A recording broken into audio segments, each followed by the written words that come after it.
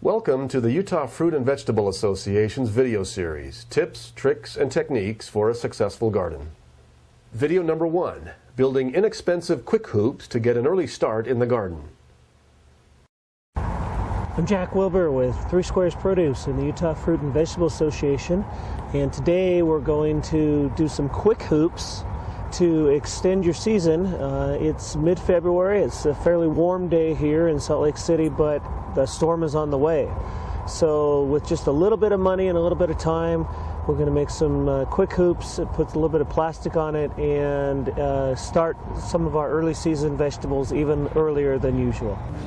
There are a couple of options for how to make the hoops. This is a roll of 9-gauge wire that I bought from Home Depot, typical box store, and it cost $20. I don't remember how many feet there were, but there's more than enough for what you would use in a normal garden. I just left the straps, the little wire straps attached, and went ahead and just cut it in about half round configuration, and I came up with hoops that sort of look like this, just using bolt cutters that I had at home. And so you can see we now have hoops, and you can make as many of these as you want. I would suggest you want to place them about every 1.5 to 2 feet for the length of the row that you want to, or area plot that you want to plant.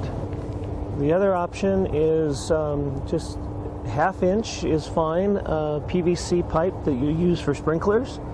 And I cut last year these 5-foot lengths of this pipe, and then I bent them to fit inside the row. Once you've cut enough wire for the garden area you want to plant, go ahead and put it in the ground like you can see here, and then we're going to cut the plastic to go over the top. Okay, with the plastic basically cut, we'll set it aside, plant our plants or our seeds, and then we'll put it into place with some rocks and be done.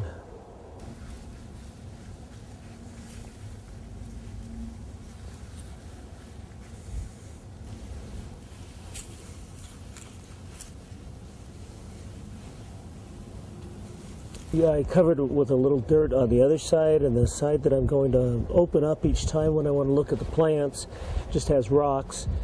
And so there you are, you're done.